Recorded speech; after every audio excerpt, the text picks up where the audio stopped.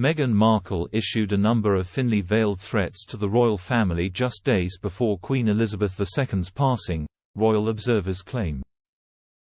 The Duchess of Sussex joined her husband Prince Harry in mourning the death of Her Majesty last year, when it emerged the 96-year-old monarch had passed away on September 8.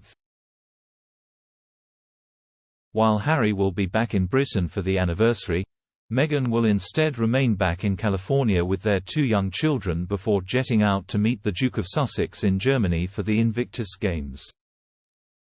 In the months and years leading up to the Queen's death, the Sussexes' relationship with the royal family was said to have sunk to new lows as they struggled with strictures of royal life. And for many royal observers, Meghan's interview with The Cut, published on August 29, was full of thinly veiled threats towards courtiers in Buckingham Palace.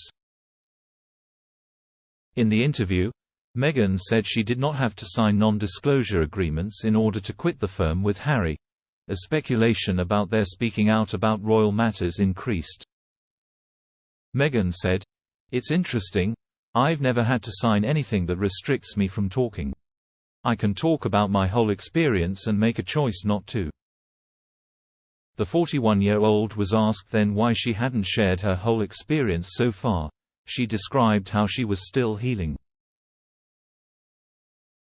The royal added, "I think forgiveness is really important. It takes a lot more energy to not forgive.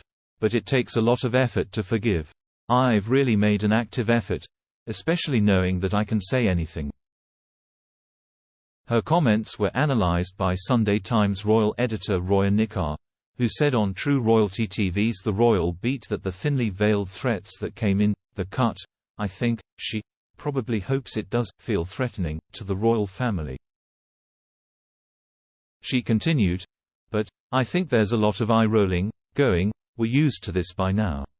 But that phrase, I have a lot to say until I don't, and I've never signed anything that restricts me from talking.